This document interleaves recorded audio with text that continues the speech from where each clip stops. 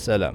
حنا عاوتاني في الفصل اللي كتشوف فيه 4 ديال الفصول في نهار واحد، ما بين الصحاب والشمس والجو الصافي اللي فيه كيظهروا في حال هاد المخلوقات. على أي اليوم غادي يكون خاص بالتشطيب في واحد العملية اللي كتدار دائما في كل مرة كنجيو فيها لهنا. كان غيكون ساهل كون شطبت الأرض بلا ما نحادي السطب، إلا أن هذا التراب كامل اللي كيطيح دابا عنده ما يطيح في كل مرة غادي يتمشى فيها شي واحد في السطح، فغادي يكون حسن إلا حيدتو من دابا، واخا غادي ياخد الوقت ولكن معليش. السقف كيتكون من 4 الحاجات: امواي واللي كيكون في بلاصه البودره، يعني باش كلشي يفهم، من بعد تاك جديد بلاصه البوترين، من بعد تسيوت بلاصه البلوك اولا الوردي، من بعد التراب في بلاصه السيما والرمل والمواد الاخرى اللي كتكون منهم الضاله.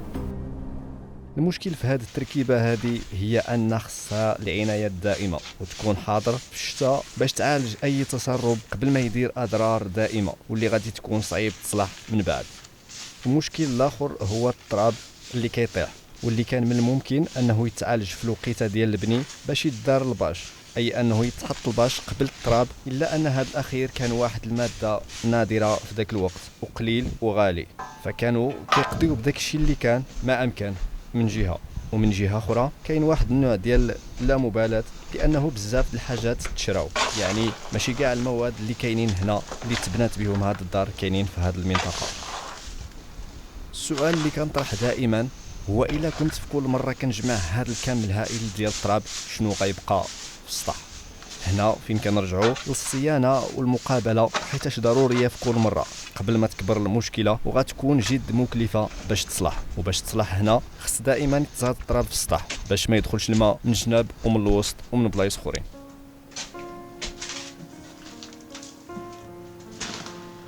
المشكل الكبير هو الماء والتسربات اللي كيوقعوا ملي كطيح الشتاء.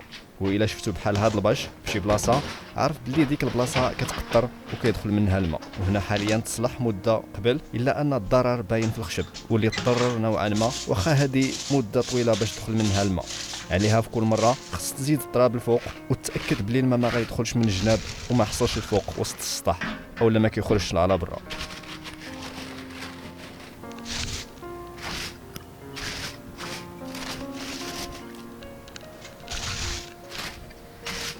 بالنسبه لهذا التراب اللي كيطيح دابا ما كنظنش باللي غادي يتسالى، فكل مره غتحاديه غادي يطيح اكثر واكثر، ولكن على العموم ماشي بحال وغيضرب مده طويله قبل ما يبدا يطيح عاوتاني.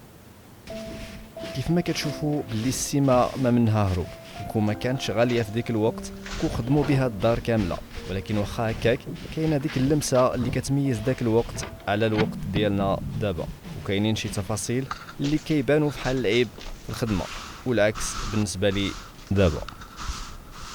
بالنسبه للارض اولا الفورمه كاينين بلايص اللي دارت فيهم بالسيما وبلايص اخرين بالتراب، واللي كيرجع مع المده قاصح بحالو بحال السيما، الا انه طبعا ما كيطولش بحالها.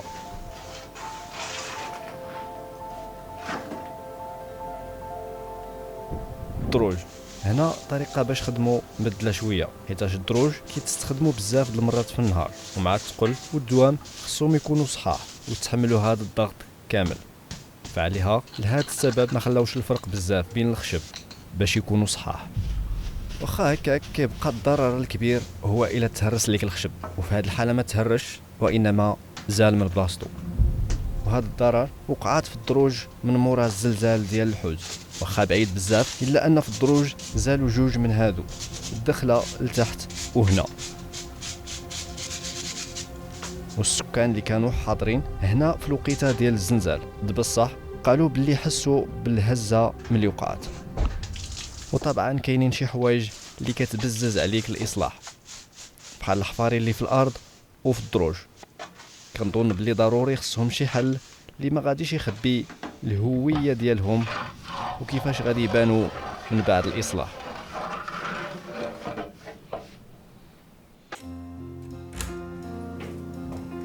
واخيرا البيت ديال الضياف، وكيف ما كتعرفوا بلي جدودنا كان عندهم واحد الاحترام كبير بالنسبه للضيف، وهذه العاده متوارثه ومعروفه بزاف. وفي هذا البيت بوحدو اللي دار فيه الباش قبل ما يدار التراب.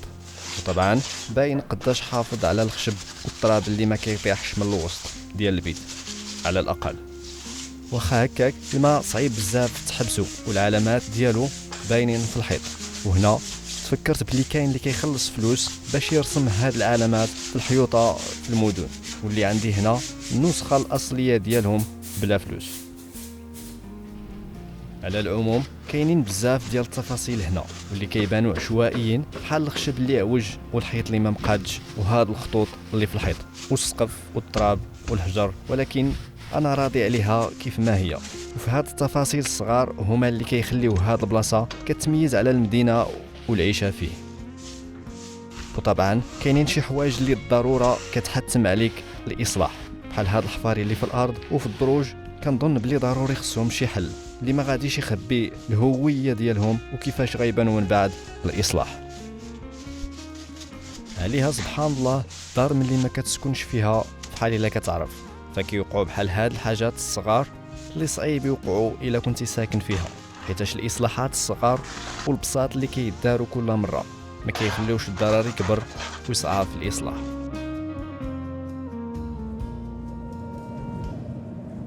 اذا جات النوبه على برا، وكاين بزاف ما يدار هنا، لحقاش هاد الشيء كامل خصو يتحيد. الربيع خصو يزول، الحجر خصو يتجمع هو والخشب واي حاجه ماشي في بلاصتها. وبديناها بالعتله لحقاش هي اللي غادي تقدر تجمع وتحيد اي حاجه جات في الطريق.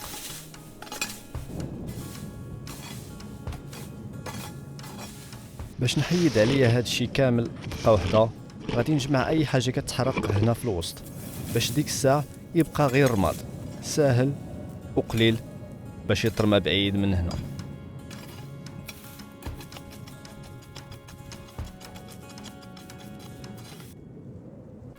اللي ما معروفش هو واش هاد الشيء اللي باقي خضر غيتحرق او لا.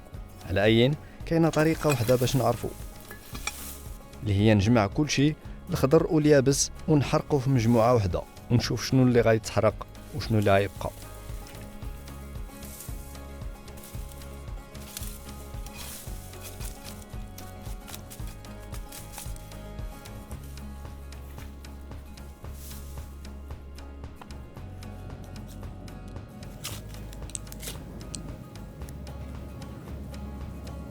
كنت كنتسنى هاد المرحله من الصباح، المرحله اللي غنشعل فيها العافيه، حيتاش هاد الشيء كيبان كتر وغتكون كبيره بزاف وغطول، الا انه نقدر نقول باللي سالات قبل ما نبدا، فهاد الشيء قليل نسبيا بالنسبه ليها، واخا كيبان كتير بالنسبه لي.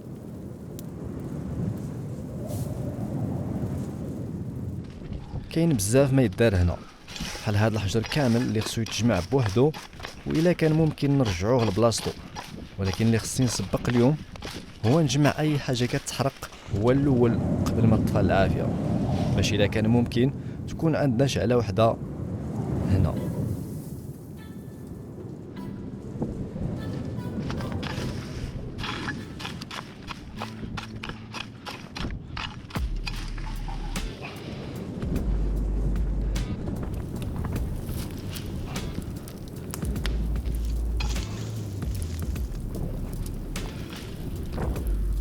حيتاش كنت مزروب وما كانش عندي الوقت باش نعرف اللي غيتحرق من اللي ما غيتحرقش بحال التراب. دابا خصني مره نرجع ليها ونحرك هاد الشيء يدخل الهواء للوسط باش يتحرق، والا فراغ تبقى بحال هكا حتى للصباح وما غتحرقش هاد الشيء كامل دغيا. المشكل ديال هذا الربيع هو انه خصو يتحيد كل عام، حيتاش تلقى العروق ديالو هنا، وملي كتوصل للوقيته ديالو كيرجع كي كان وكثر.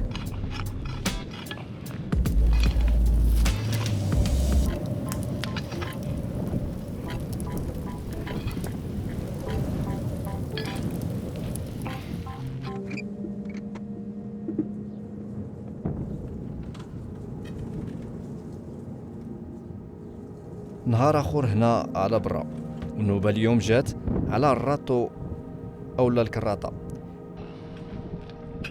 حيتاش هي اللي كتنفع مع الحجر اولا على اي حاجه جات في طريقها.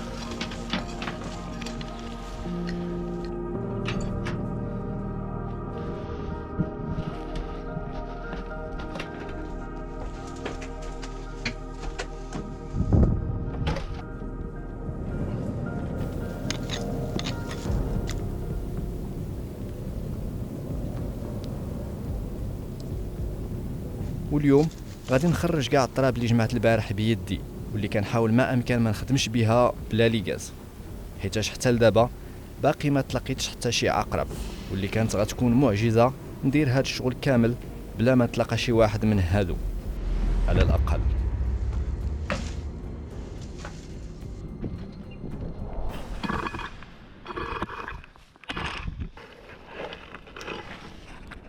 التراب ما كنظنش باللي غيتسالى عليها، كنحاول ما امكن ما نحفرش ونهز غير داكشي اللي كان منحفور قبل اولا اللي كان مجموع في شي قنت وكيتسنى شي نهار بحال هذا.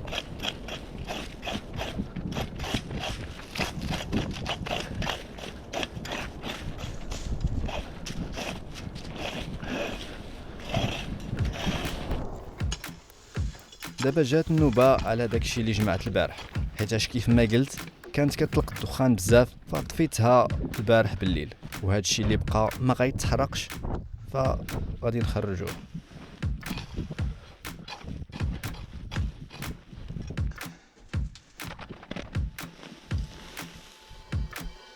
كانت هذه هي الشجره الوحيده اللي هنا ديال الخروب، وبزاف من هذا الشيء اللي جمعت البارح واليوم كان منها، يعني الوراق ديالها اللي يبسوا وطاحوا، وهذا الشيء نوعا ما كيتحرق عليها.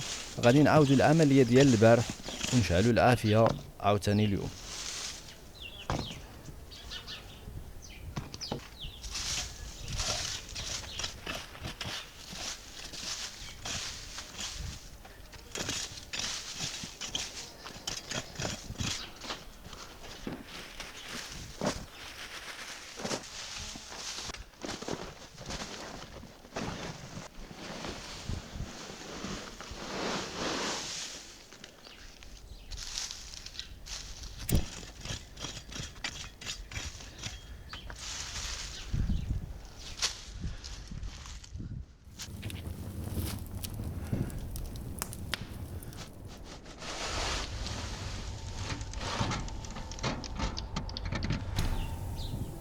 النهار الثالث واليوم غادي نشطبوا داكشي اللي قلت البارح، والبارح غادي تكون الاخره واخا غادي تاخذ بزاف د الوقت حيتاش غادي ندوز على كل شيء، الا ان هذه المره ضروريه وفيها كاين بزاف ديال الخطيبيطي بالبرويطه.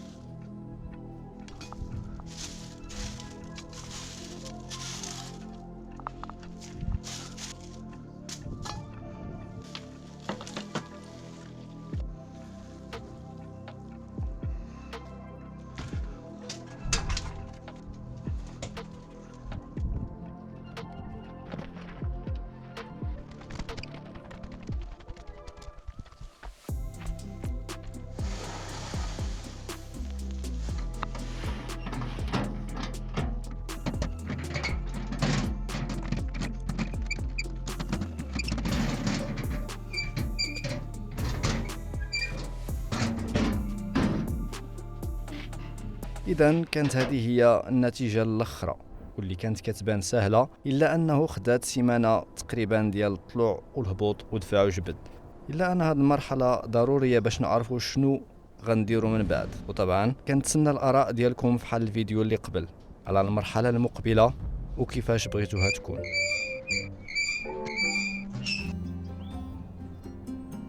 واخرها مسك كيف ما كيقولوا. فجات الشتاء في النهار الاخر اللي سالينا فيه التشطيب، ومزيان حيتاش غادي نعرفوا الا كان كيدخل الماء من شي جهه في السطح، واللي باقي خصو حتى هو يتشطب ويتنقى من بعد. وكانت هذه النهايه ديال الحلقه. وما تنساوش تقولوا لي على الاراء ديالكم وتشاركوا في القناه، وشكرا.